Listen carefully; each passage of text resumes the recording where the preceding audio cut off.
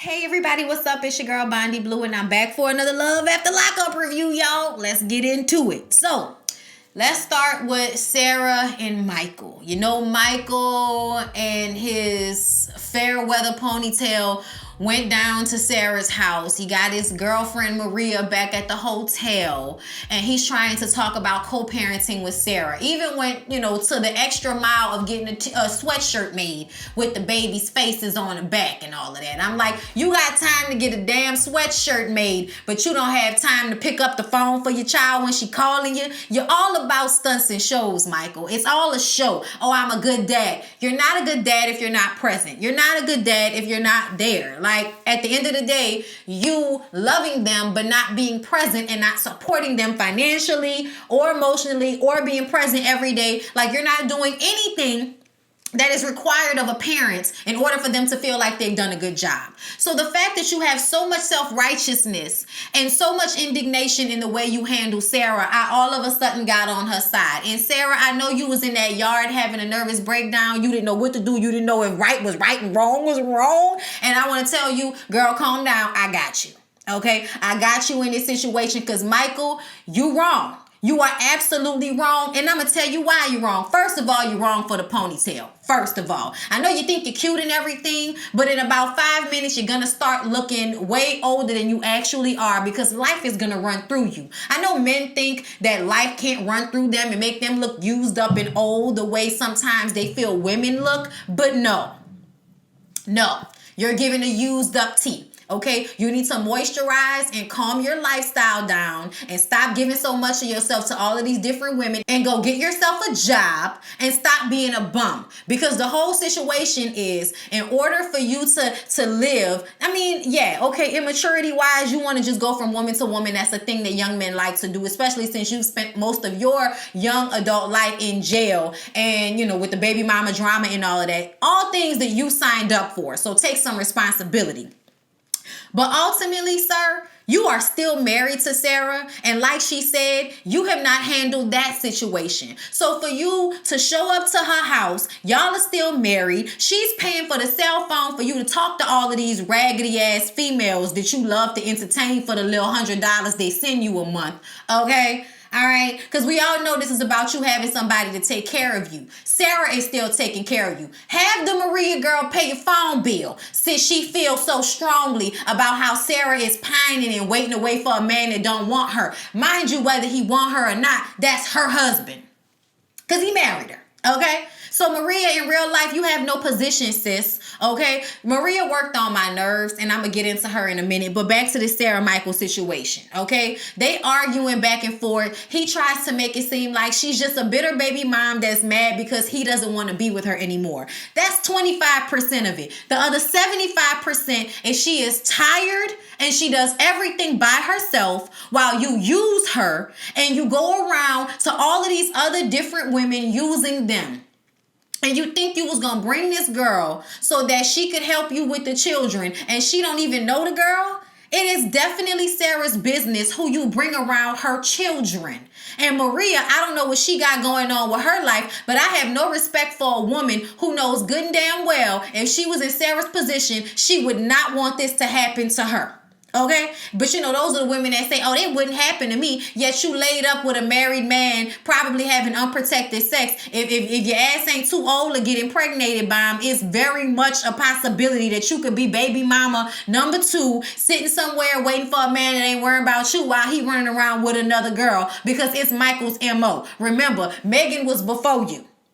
Okay, at least in our eyes. You might have been in the background, but he wasn't claiming you like that. He married Sarah, even though he was talking to you before her. And then he got into this relationship with Megan publicly on national television, even though he had been messing with you prior to that. So, as far as I can see, you're just now in this position because he was tired of Sarah and Megan. Okay, now you've come up to the plate. All right, and you're probably offering money and stability for his young ass. Okay. But he works on my nerves so much during this scene because while they're arguing with one another, Sarah says his breath smelled like alcohol and he gonna say, how, bitch? I said, oh no, you're not. Not while you got your cell phone in your pocket with my name on the bill. No, you're not. So she kicks him out, right? She's so upset. He's outside talking. She comes back outside and says, okay, let's run through it right quick. Didn't you say you was gonna come and see your daughters on Father's Day? Didn't I tell you I would pay for everything? Didn't you still not come to see your children for Father's Day? Like, she's talking about how you're not there. As soon as she brings that up, then you want to make it seem like all she cares about is the Maria bitch down at the hotel. When at the end of the day, we're actually talking about your parenting, Michael. That's what we're talking about right now. Wearing a sweatshirt does not make you a good father. And he always tries to make it about her. Like she's stopping him from seeing his child. When at the end of the day, she might make it hard for you, but you made it hard on yourself when you brought the little girlfriend with you, thinking that wasn't, that was of no consequence, that she was just going to need to get over it. Why would you do that? Y'all are still married. Why would you do that? Why would you make the situation worse on yourself if you was really just trying to see your kids? Oh, Lord. Also, he don't have to really get a job and work and pay for his damn self. We know what it's about. He gets back to the hotel. Maria's sitting at the pool. And he talks to her about how his daughter, was scared and thought that he might take her from the mom and everything. And she says it's all Sarah's fault. She's probably telling that little girl everything. And she's 4 years old and she's just believing what her mom tells her. And yeah, to a certain degree, you are absolutely right, Maria, that little girl is probably soaking up all of her mom's negative feelings about Michael. But Michael is not there to combat that either. So it's still his fault because he's still not there. He's still not present. And he still brought your raggedy ass with him when the focus should have been on the children. And this has become a distraction that nobody needed. He says that he's just going to have to go to court because Sarah is trying to make the rules and tell him how long he can have the kid and da-da-da-da-da. And it's like, because she's the one that does everything and raises the children and pays for everything. That's why she can dictate what happens. See, when you actually share in the responsibility, then you have equal part in the decision making. But when you're absent because you want to live your life and do whatever the hell you want to do, then you leave so much room for the mother to make all of the decisions. So if she's making all the decisions, you coming into town is not about to change that, Michael. Okay? And now you want to go to court? You can go to court. I can just about guess that no judge is going to give your ex-con, okay, no job having ass, custody of those children. It's not going to happen. And you still might end up with partial visitation just based off of y'all financial situation. You do nothing, she does everything. That's all judges need to hear a lot of the time, is that you can't even provide for them. How are you going to have custody of them? Boy, bye. So you can have all these desperate, thirsty ass women playing stepmom to your children, probably going to end up abusing them in some type of way because they don't like the competition. Michael, get out of my face. Get out of my face with this. Talking about she just mad they not together. And she mad that he a trash ass daddy. Fuck out of here. Britney's story is really sad, you guys. Britney is trying to find out what's going on with the 2 children that she lost custody of when she was a teenager. Okay, she's doing her research and she's also telling her story at the same time. So what we find out is that, like we already knew, when she ran away from home, she ran into the arms of an older man who was like 30 years old when she was 12. Okay, she had nowhere to go. And basically, I think that she was turned out and didn't realize it. Probably wasn't being turned out in a way like prostituting herself to other people, but in a way that you're a child having a sexual relationship with a grown man. You're being used. You know what I'm saying? In that way. So come to find out, the 2 children were taken out of the custody of her and the father, okay, and put into protective custody to protect them from the adults in the situation, right? Nobody protected Britney, though, because Britney was a 15, 16-year-old girl pregnant for a 30-something-year-old man. He's in jail right now. She did find that out, that he's in jail, but he's about to get out soon. He lives in Arizona, so she's going to go and try to see him. The problem is, it seems as if they have started the paperwork for him having contact with the children. How are you going to let a pedophile have contact with the children? But you're not going to make it easy for the mother, who was a child, to be there for her children or to get in contact with them. That's just ridiculous that the court systems would even think about, would even put paperwork in for a pedophile to regain custody to children that he had with an underage girl. Are you serious? Are you serious? I understand where she's coming from. Marcelino is worried about how much money they spend on the lawyer's fees trying to do all this. And he's also worried about Britney staying sober and how stressful this situation can be on her sobriety. I understand all of that, but I'm just about tired of Marcelino using her drug habit as a way to control her. I know it doesn't seem that way to him, maybe. He doesn't feel like that's what he's doing, but every time she tries to do something, he throws in her face she could possibly relapse. Britney is a married woman with 2 children now in the home. I think she can handle this without relapsing. I'm just saying, like, you know, some people do relapse, but I think Britney's fine. And I think he needs to have more faith in her strength and where she is in her life at this point. So more power to Britney, bruh. I hope that she gets back in contact with her children. And I really hope that she can stop this pedophile baby daddy from getting those children back. So, I mean, I don't think that a court would, but you never know, child. You never know. Andrea and Lamar, you guys, okay? Andrea gets dressed up in a diamond-studded choker, which I hate. And her hair, y'all. Like, she always gets such flat hair. And the flat hair is terrible on her because she is so round and, you know, like, she needs bigger hair to balance it all out. And, you know, I think that she wants so badly to look like a white woman that she probably won't even consider having a thicker, coarser grain of weave, you know, in order to balance out her look. But the choker, just way too much for me.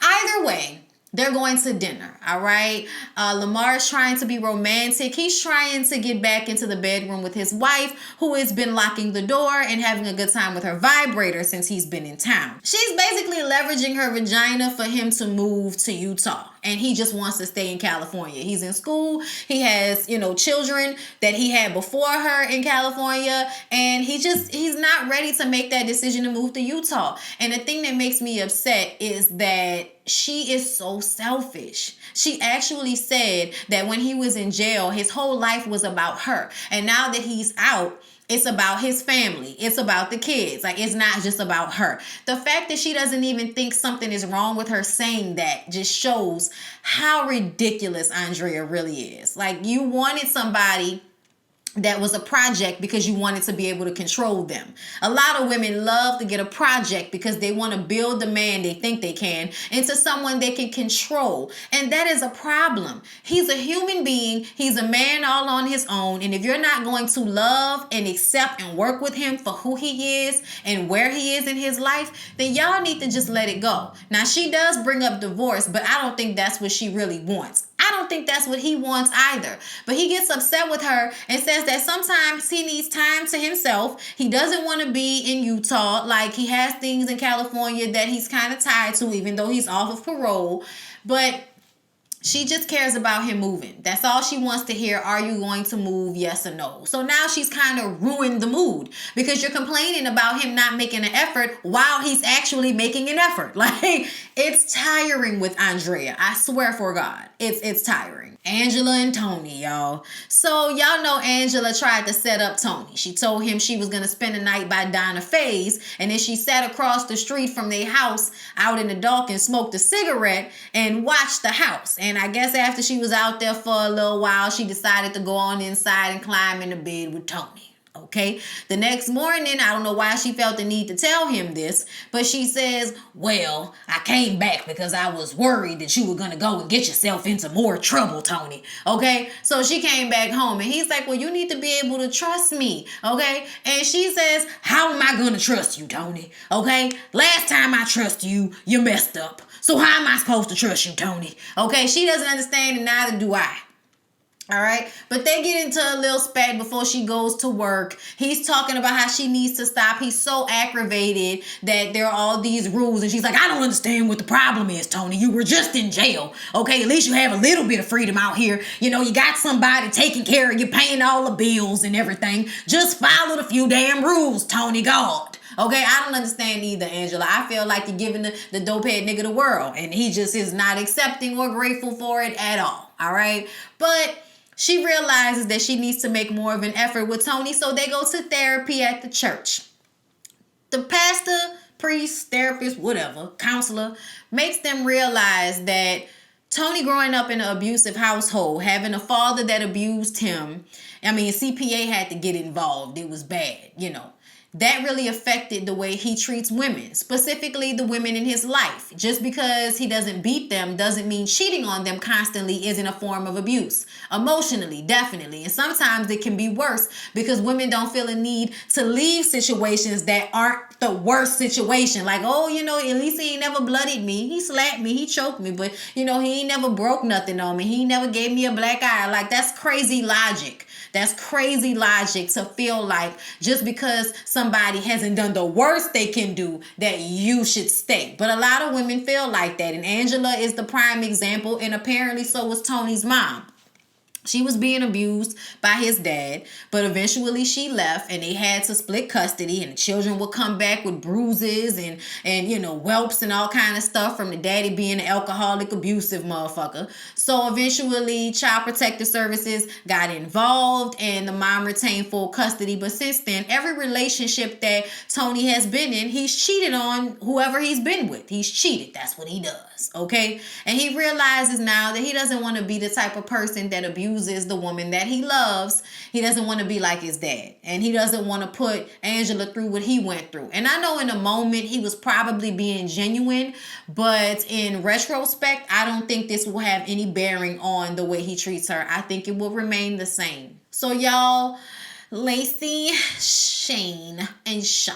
Okay, so John is on probation, but he's clean. Okay, he actually looks pretty good, and he's working with his dad. Me and my husband were just talking about how we can't stand motherfuckers whose parents have businesses that they can work in, and for some reason they still decide to go be trash individuals and live in poverty and be on drugs and steal and do all of this unnecessary shit. Meanwhile, upper middle class household afforded them everything they possibly can, even can give them a job when they ask get out of jail. Like, it's ridiculous to me whenever you hear about people like John and Clint, you know, like people that just look for toxicity no matter what. It's almost like they've had too much of a good life. They gotta go out there and make shit tough. Like, I cannot, child. I cannot. But either way, he's sitting on the porch talking to his sister.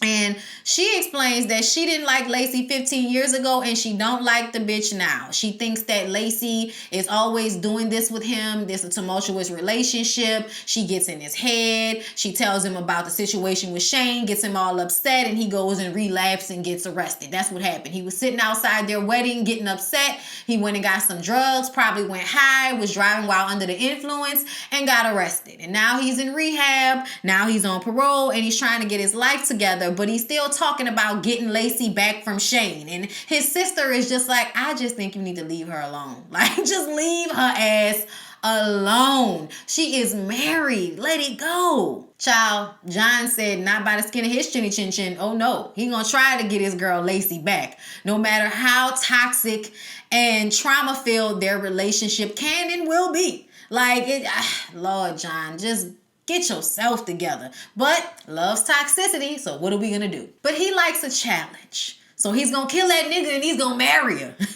I'm sorry. Don't save her. She don't wanna be saved. Don't save her.